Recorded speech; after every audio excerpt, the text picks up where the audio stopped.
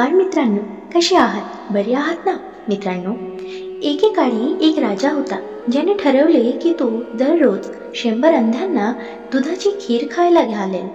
पण एके दिवशी एका सापाने राजाच्या स्वयंपाकघरात प्रवेश केला आणि खीर असलेल्या दुधात तोंड घालून त्याला विष दिले.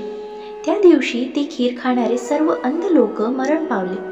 जेव्हा किंगला हे कळले तेव्हा तो खूप अस्वस्थ झाला आणि विचार केला की 100 माणसांना मारल्याचा पापाच्या दोषी मीच ठरेन. दुःखाच्या स्थितीत राजा आपले राज्य सोडून जंगलात गेला आणि उर्वरित आयुष्य देवाला समर्पित केले, जेणेकरून त्याला या पापाची क्षमा मिळेल. जंगलात जाताना वाटेत एक गाव लागले. राजाने चौपालमध्ये गावामधील सामुदायिक जीवनाचे केंद्रस्थान बसलेल्या लोकांना विचारले की या गावात असे कोणी धर्माभिमानी कुटुंब आहे का, जेणेकरून तो त्यांच्या घरी रात्र घालू शकेल. तिथे बसलेल्या लोकांनी त्याला सांगितले की एक घर आहे जिथे भाऊ आणि बहीण राहतात, जे खूप पूजा करतात. राजा त्यांच्या घरी गेला आणि तिथे रात्र घालवण्याची परवानगी मागितली. दोघांनीही त्याला आणि राजाला रात्री त्यांच्या घरी राहण्याची परवानगी दिली.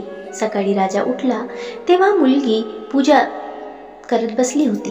मुलीचा दिनक्रम असा होता की ती पहाटेच्या आधी पूजा सोडून उठायची आणि नाश्ता बनवायची, पण त्या दिवशी ती मुलगी बराच वेळ पूजा करत बसली होती. मुलगी उठली तेव्हा तिचा भाऊ म्हणाला, बहिणी, तू खूप उशिरा उठलीस. एक प्रवासी त्याच्या घरी आला आहे आणि त्याला नाश्ता करून निघून जावे लागेल. मुलीने उत्तर दिले, भाऊ, वर एक गुंतागुंतीची बाब होती. धर्मराज, धार्मिकतेचा देव, यांना एक गुंतागुंतीच्या परिस्थितीत निर्णय घ्यावा लागला आणि मी तो निर्णय ऐकण्यासाठी थांबलो होतो. म्हणूनच मी बराच वेळ ध्यान करत राहिलो. तिच्या भावाने विचारले, काय झालं? मुलीने उत्तर दिले, एका विशिष्ट राज्यातील राजा अंध्यांना खीर खायला घालत असे, पण एके दिवशी विषारी खीर खाल्ल्याने 100 अंध लोक मरण पावले, कारण एका सापाने स्वयंपाकघरात प्रवेश केला आणि त्या खीरला विष दिले. आता धर्मराजाला हे समजत नाही की अंध्यांच्या मृत्यूचे पाप राजाला, सापाला की दूध न झाकता सोडणाऱ्या स्वयंपाकीला द्यावे. राजा हे ऐकत होता. त्याच्याशी काय संबंधित आहे हे ऐकल्यानंतर राजाला त्या प्रकरणाचा निकाल जाणून घेण्याची उत्सुकता निर्माण झाली. म्हणून त्याने मुलीला विचारले, मग काय निर्णय झाला? मुलीने सांगितले की अजून कोणताही निर्णय झालेला नाही. हे ऐकून राजाने विचारले, मी तुमच्या घरी आणखी एक रात्र राहू शकतो का? बहिणी आणि भाऊ दोघेही आनंदाने सहमत झाले. दुसऱ्या दिवशी किंग थांबला, पण चौपालमध्ये बसलेले लोक काल रात्री राहण्यासाठी आमच्या गावात आलेल्या व्यक्तीबद्दल बोलू लागले.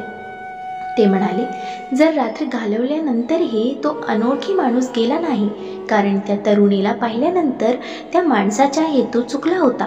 म्हणून तो त्या सुंदर आणि तरुण मुलीच्या घरी राहतो, नाहीतर तो मुलीसोबत पळून जाईल. दिवसभर ते भाऊ बहीण आणि एक अनोळखी माणसाबद्दल बोलत राहिले, जो एका रात्रीनंतरही निघून गेला नव्हता. चौपालामध्ये दिवसभर किंगवर टीका होत होती. दुसऱ्या दिवशी सकाळी मुलगी पुन्हा ध्यानासाठी बसली आणि तिच्या नित्यक्रमानुसार उठली. म्हणून राजाने विचारले, मुली, अंध लोकांच्या हितेसाठी कोणाला जबाबदार धरले होते? मुलीने उत्तर दिले, ते पाप आमच्या गावातील चौपालमध्ये बसलेल्या लोकांनी घेतले होते.